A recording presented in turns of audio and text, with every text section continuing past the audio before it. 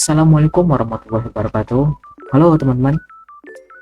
Di video kali ini saya akan melanjutkan video yang sebelumnya, di mana video sebelumnya di bagian kedua kita menjelaskan tentang eh, topologi jaringan lebih lanjut, tentang macam-macam topologi jaringan dan juga penjelasannya bagaimana mekanismenya dan klasifikasinya, penggunaan yang tepat dalam analisis topologi jaringan.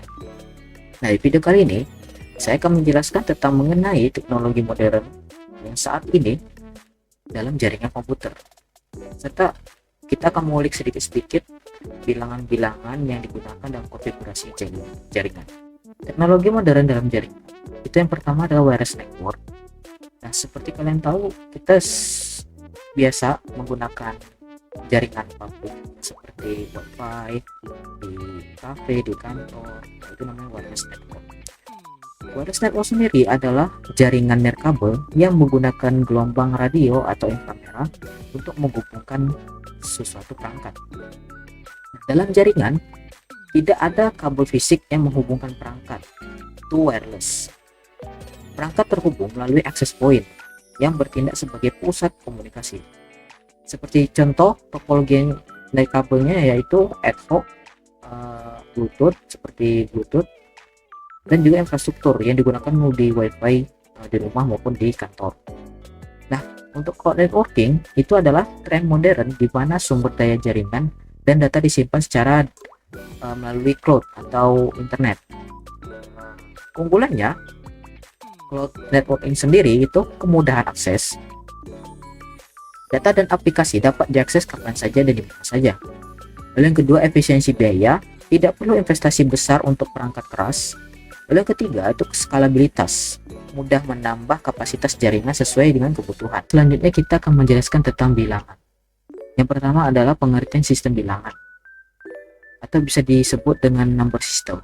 Adalah suatu cara untuk mewakilkan besaran dari suatu item fisik. Sistem bilangan yang selalu dijadikan media perhitungan oleh manusia adalah sistem bilangan desimal, yaitu bilangan yang menggunakan 10 macam nilai atau simbol untuk mewakili suatu besaran. Sistem ini banyak dipakai karena manusia mempunyai 10 jari untuk dapat membantu keperluan dalam menghitung. Lain halnya dengan komputer, logika di komputer diwakili oleh bentuk elemen dua keadaan, yaitu off dan on. Konsep inilah yang dipergunakan pada sistem bilangan biner yang mempunyai dua macam nilai untuk mewakili satu besaran nilai. Selain bilangan biner, ada juga alat komputer yang juga memakai sistem bilangan oktal secara desimal. Bilangan biner atau biasa disebut dengan binary digit, biasa di dalam satuannya itu disebut bit, 8 bit, 16 bit, adalah suatu sistem penulisan angka dengan menggunakan dua lambang, yaitu adalah 0 dan 1. Sistem bilangan biner modern ditemukan oleh Gottfried Wilhelm Leibniz pada zaman ke-17. Prinsip dari sistem bilangan biner sendiri adalah hanya memiliki dua simbol, yaitu 0 untuk mewakilkan off yang tadi, dan 1 untuk mewakilkan on. Lalu yang kedua, tidak ada satupun simbol yang mewakili bilangan 2. Lalu yang ketiga, 2 adalah gabungan dari 1 dan 0, sehingga angka 2 bila ditulis dalam biner menjadi 10. Lalu yang terakhir adalah digit pada bilangan biner disebut dengan binary digit yang sering disingkat dengan bit. Selanjutnya adalah bilangan desimal. Sistem angka desimal hanya memiliki 10 digit dari 0 sampai 9. Setiap angka nilai diwakili dengan 0, 1, 2, 3, 4, 5, 6, 7, 8, dan 9 dalam sistem angka ini. Basis sistem angka desimal adalah 10 karena hanya memiliki 10 digit saja, dimulai dari 0 dan sampai 9. Fungsi bilangan desimal bagi sistem komputer adalah lebih memudahkan pengguna, sebab sistem bilangan desimal ini lebih mudah dikenali. Contohnya sistem bilangan desimal pada komputer adalah penulisan pada IP address. Nah, untuk bilangan oktal sendiri adalah sebuah sistem bilangan berbasis 8 angka. Simbol yang digunakan pada sistem bilangan ini adalah 0 sampai 7, yaitu 0, 1, 2, 3, 4, 5, 6, dan 7. Bilangan biner adalah dasar semua bilangan digital yang dapat terbaca oleh sistem komputer. Meskipun demikian, bilangan oktal tetap diperlukan sebagai alternatif lain. Fungsi bilangan oktal sendiri adalah memudahkan programmer membuat program sebelum menerapkan ke dalam mesin.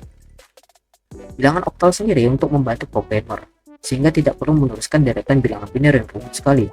Salah satu contoh penerapannya adalah dalam komputerisi, yaitu untuk mengetahui common properties pada arsip atau file HTML sebuah server.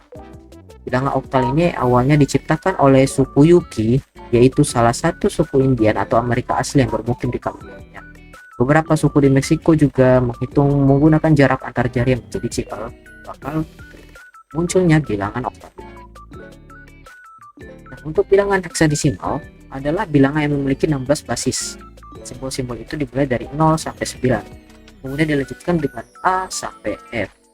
Bilangan heksadesimal sering digunakan untuk memberi kode warna di dunia komputer. Misalnya, warna putih akan diberi kode warna #FFFFF, sedangkan warna hitam akan diberi kode warna #000000.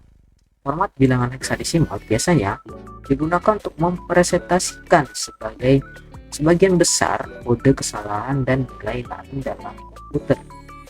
Pada programmer sering menggunakan angka heksadesimal.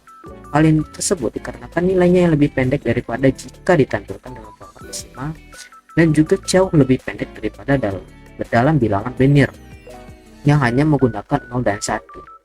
Sebagai contoh, nilai heksadesimal F4240 sama dengan angka 1 juta dalam desimal dan 1111000010000000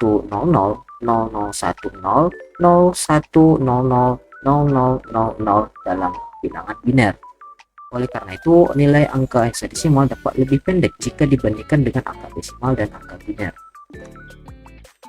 Nah, selanjutnya kita memasuki subnet mask.